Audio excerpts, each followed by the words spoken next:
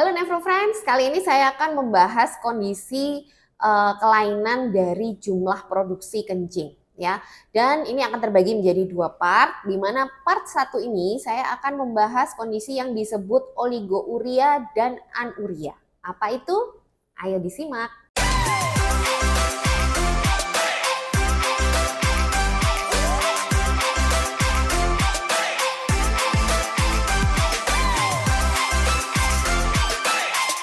Oligouria dan anuria saya bahas jadi satu karena sebenarnya ini adalah dua kondisi yang menunjukkan bahwa jumlah produksi kencing dalam satu hari itu lebih sedikit dari normal. Normalnya jumlah produksi kencing kita itu antara setengah sampai 1 cc per kilogram berat badan per jam. Jadi kalau berat badannya sekitar 50 kilo gitu ya, berarti dalam 1 jam dia harus menghasilkan sekitar 25 sampai 50 cc kencing. Dan ini kalau dalam 24 jam itu sekitar 1200 cc gitu ya dalam satu hari. Nah, oligouria itu adalah jumlah produksi kencing kurang dari 400 cc per hari. Sedangkan anuria itu adalah jumlah produksi kencing kurang dari 100 cc per hari. Ada dua penyebab kondisi oligouri dan anuri yang paling sering.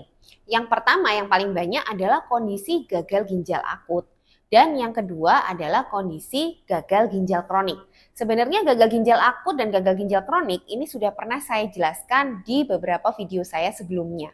Tapi di sini nanti akan saya refresh sedikit ya mengenai gagal ginjal akut dan gagal ginjal kronik terkait dengan oligouri dan anuri ini. Gagal ginjal akut ini adalah penyebab utama terjadinya oligouria dan anuria, yaitu penurunan jumlah produksi kencing.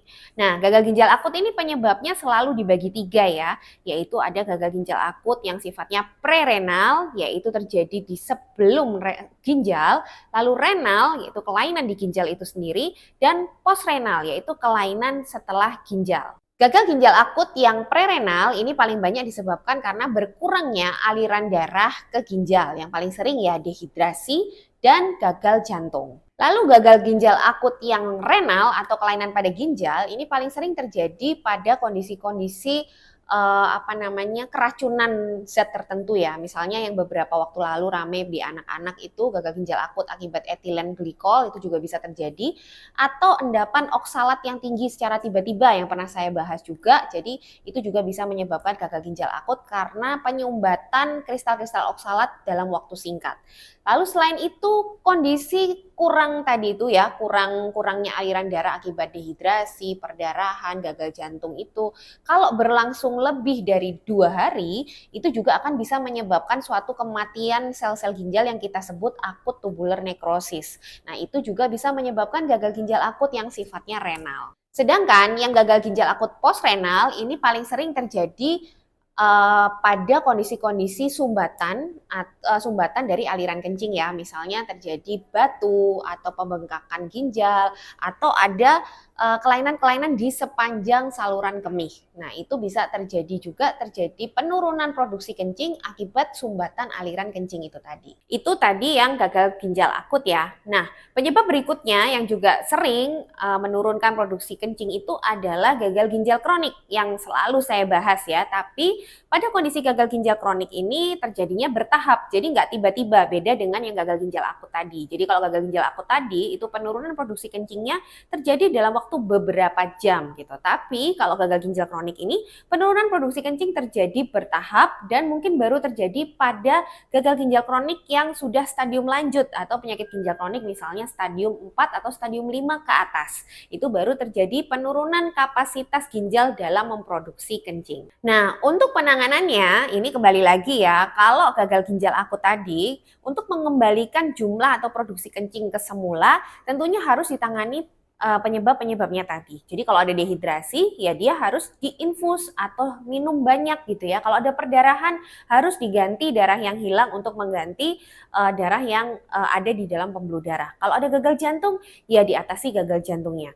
Kalau ada keracunan zat tertentu tadi yang saya bilang merusak ginjal, ya mungkin penanganannya harus dikeluarin tuh zat-zatnya. Bisa jadi dengan obat-obatan atau bisa dibilang seperti antidot tertentu, atau malah dilakukan cuci darah untuk mengeluarkan zat-zat tersebut. Sedangkan untuk yang postrenal atau adanya penyumbatan aliran kencing itu harus dihilangkan sumbatannya. Misalnya harus operasi mungkin untuk pengambilan batu atau tindakan-tindakan yang lain untuk melancarkan aliran kencingnya.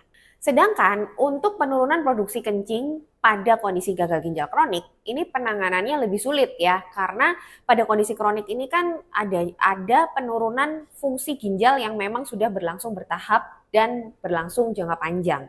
Jadi biasanya kalau sudah ada di tahap penurunan produksi kencing, ini berarti memang sudah semakin banyak sel-sel ginjal yang rusak. Jadi biasanya penanganannya untuk mengembalikan lagi ke produksi kencing di awal udah nggak bisa ya.